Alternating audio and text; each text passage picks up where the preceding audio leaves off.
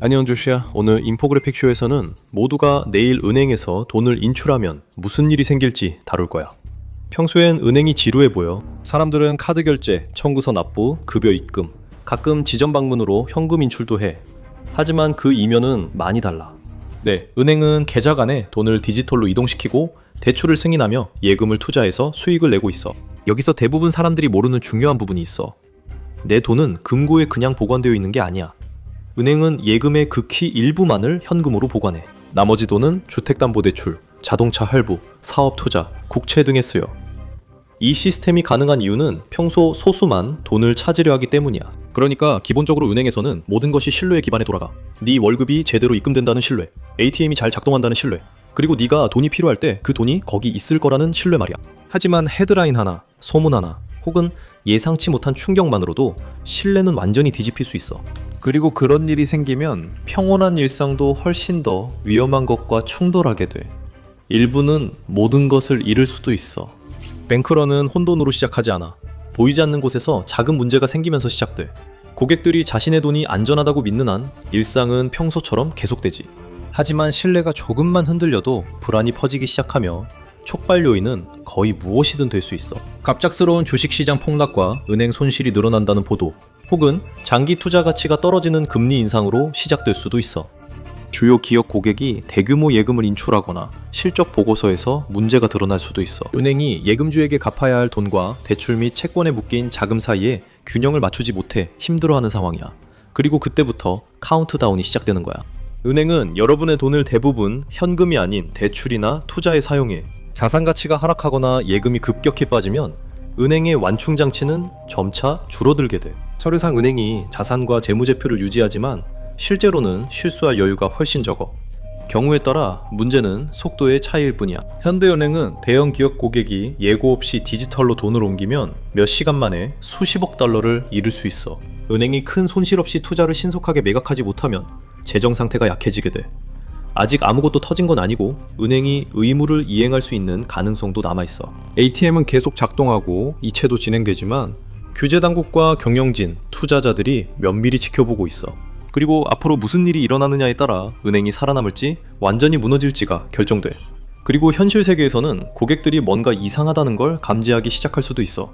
아직 공황은 아니고 불안감과 어제까지만 해도 견고해 보였던 시스템이 그리 단단하지 않다는 느낌만 있어. 불안감이 불씨야.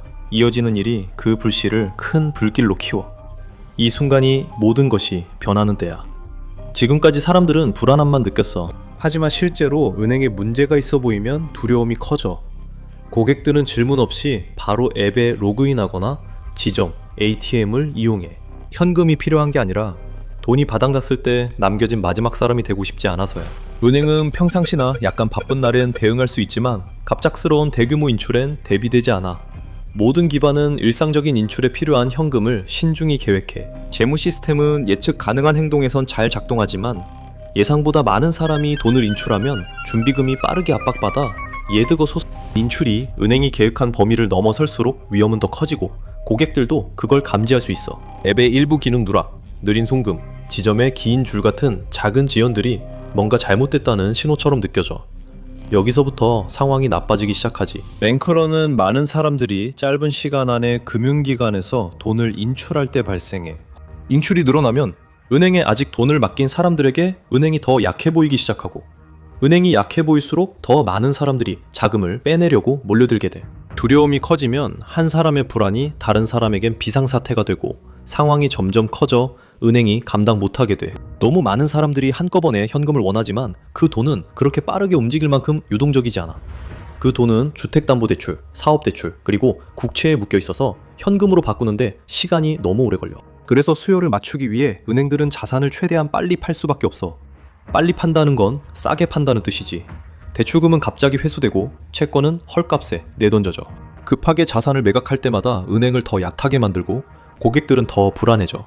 역사는 이런 피드백 루프가 얼마나 심각해질 수 있는지 보여주고 있어. 대공황 때 주식시장 폭락으로 사람들이 금융 시스템으로 의심했고 예금자들이 돈을 인출하자 은행들은 자산을 청산해야만 했어. 한 은행의 뱅크런 소식이 연쇄적으로 다른 은행들로 번졌고 그 공황은 규제보다 훨씬 빨리 확산됐어. 1930년 소문 하나가 유나이티드 스테이츠 은행을 무너뜨리는데 일조했어. 한 고객이 화가 나서 은행을 나가며 지급 불능이라는 소문을 퍼뜨리렸고 몇 시간 만에 군중이 몰려들었지. 하루가 끝날 때쯤 수백만 달러가 사라졌어. 은행이 망해서가 아니라 진실보다 두려움이 먼저 피해를 줬기 때문이야. 요즘 은행 시스템은 훨씬 더 빠르게 움직여. 2023년에는 실리콘밸리 은행에서 하루 만에 약 420억 달러가 빠져나갔어.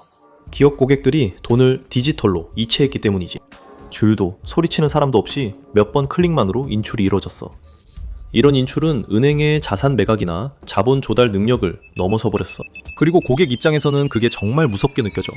만약 네가 돈을 찾을 수 없다는 말을 들으면 가장 먼저 드는 생각은 안도감이 아니라 뭘 숨기고 있는 거지? 라는 의문이야.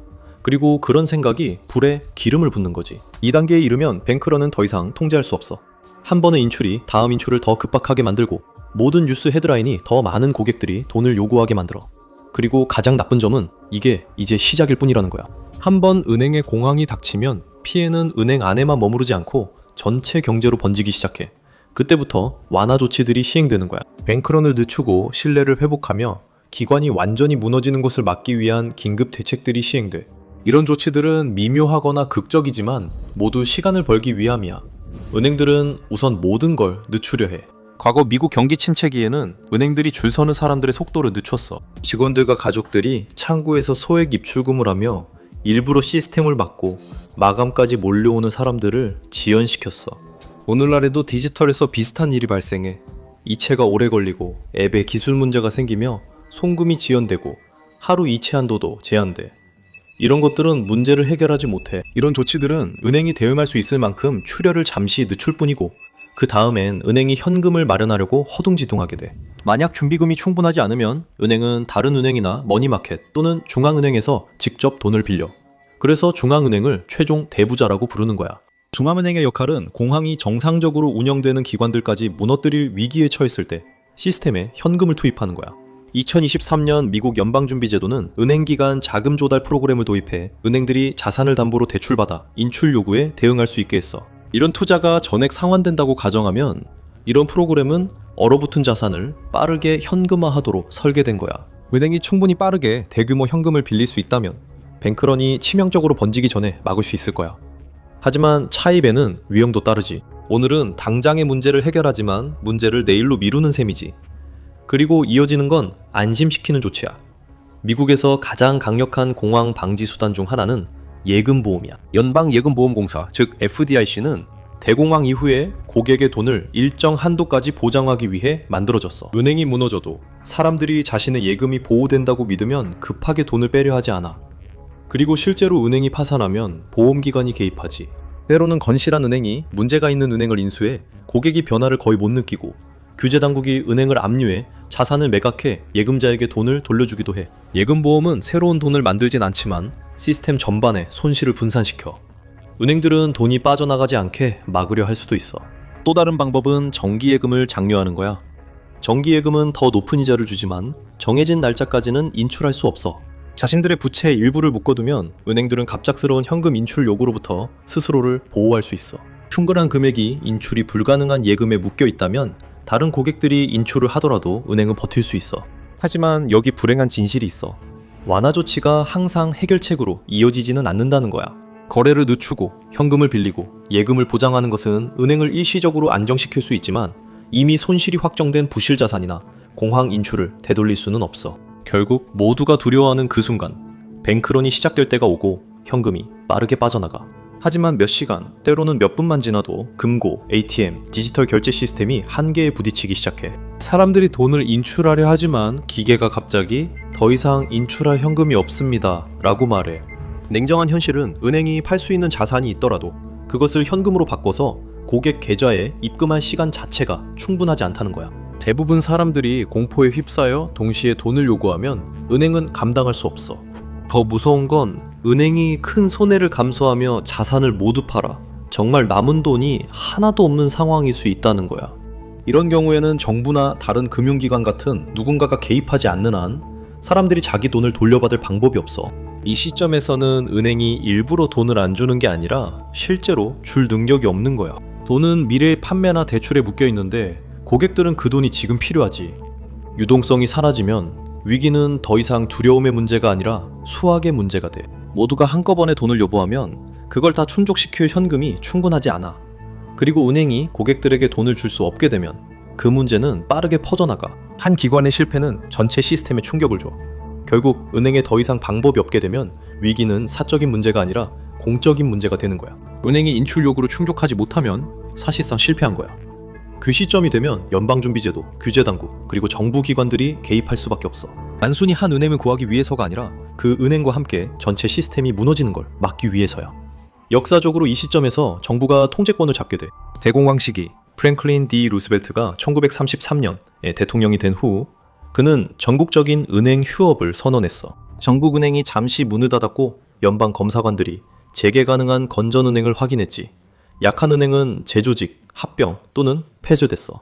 루스벨트는 돈이 수학만큼이나 심리에 의해 움직인다는 것도 이해하고 있었기 때문에 그는 곧장 대중에게 다가갔어. 라디오에서 그는 미국인들에게 돈을 침대 밑에 두는 것보다 은행에 맡기는 게 더 안전하다고 말했어. 그는 은행 예금이 안전할 것이고 정부가 실패를 계속 허용하지 않을 것이라 약속했어. 그 말은 의미가 컸지. 그 말들은 사람들이 완전히 신뢰를 잃었던 기관들에 대한 믿음을 회복시켜줌으로써 피해를 줄이는데 도움이 되었어. 하지만 연설만으로는 충분하지 않았지. 현대은행이 무너질 때 FDIC는 보통 조용히 개입해. FDIC는 영업 종료 후 은행을 접수하고 더 강한 기관에 인수시킨 뒤 다음 영업일에 새 소유주로 재개할 수 있어. 고객들에게는 아무 일도 없었던 것처럼 보일 수 있지만 실제로는 원래 은행이 하룻밤 사이에 사라진 거야. 동시에 연방준비제도는 시스템의 유동성을 공급하지, 연방준비제도는 건전한 은행에 대출을 해주고 결제 네트워크를 안정시키며 현금 흐름이 계속 유지되도록 노력해. 그래서 한 번의 실패가 연쇄적으로 10번 더 일어나지 않게 하는 거지. 하지만 연방준비제도가 개입한다는 건 사람들이 힘들게 모은 돈을 맡겼던 은행이 완전히 망했다는 현실을 의미해. 공황, 동결, 그리고 정부의 인수 이후에 일반 사람들에게 가장 중요한 질문이 하나 있어. 내 돈을 돌려받을 수 있을까? 뱅크런으로 은행이 파산해도 회복된다고 해서 모든 게 마법처럼 정상으로 돌아오진 않아. 그건 누가 돈을 받는지, 얼마나 받는지, 그리고 누가 손해를 보게 되는지 정리하는 걸 의미해. 미국에서 가장 중요한 안전망은 예금보험이야. FDIC를 통해 고객 예금은 예금주별, 은행별, 계좌 유형별로 최대 25만 달러까지 보장돼. 즉, 네 은행이 무너져도 보장 금액은 보호받을 수 있어. 이 절차는 보통 빠르게 진행돼. 규제당국이 다른 은행에 파산은행 인수를 조치하면 고객들은 보장자금에 거의 즉시 또는 다음 영업일에 다시 접근할 수 있어. 당좌예금 계좌가 다시 열리고 지불카드도 다시 작동하며 급여 이체도 재개돼. 그래서 수백만 명의 일반 고객들에게는 회복이 거의 즉각적으로 느껴져. 그들의 돈은 보험에 들어있어서 살아남지만 모두가 그렇게 운이 좋은 건 아니야. 보장 한도를 초과하는 금액은 보장되지 않아. 만약 한 계좌에 30만 달러가 있었다면 그중 25만 달러만 보호되고 나머지 5만 달러는 파산한 은행의 자산이 돼. 나중에 대출이나 자산이 팔린 후에 일부를 돌려받을 수도 있고 거의 아무것도 못 받을 수도 있어. 그건 은행이 얼마나 심하게 망했는지에 달려있어. 대기업, 투자자, 부유한 예금자가 먼저 타격을 받아. 급여계좌, 운영자금, 기업 예비금이 동결되거나 일부 사라질 수 있어. 그리고 바로 그렇게 은행이 망하면 은행 자체가 사라진 이후에도 해고, 급여 미지급 또는 기업 파산으로까지 여파가 번질 수 있어. 회복에도 시간이 걸려. 자산을 팔아야 하고 부채를 정산해야 하며 법적 절차도 천천히 진행돼. 예금 보호를 받는 고객들은 일상으로 돌아가지만 보호받지 못하는 예금자들은 자신이 얼마나 돌려받을 수 있을지 알기 위해 몇 달, 심지어 몇 년을 기다려야 할 수도 있어. 이 시스템이 일반인을 보호하지만 모두를 동일하게 보호하진 않아. 뱅크런은 은행뿐 아니라 사람, 기업, 경제 전체에 장기적 영향을 줄 수 있어. 어떤 사람들은 큰 피해 없이 넘기지만 다른 이들은 평생 저축을 잃기도 해. 이제 만약 미국 경제가 붕괴된다면 영상을 보거나 이 영상을 확인해봐.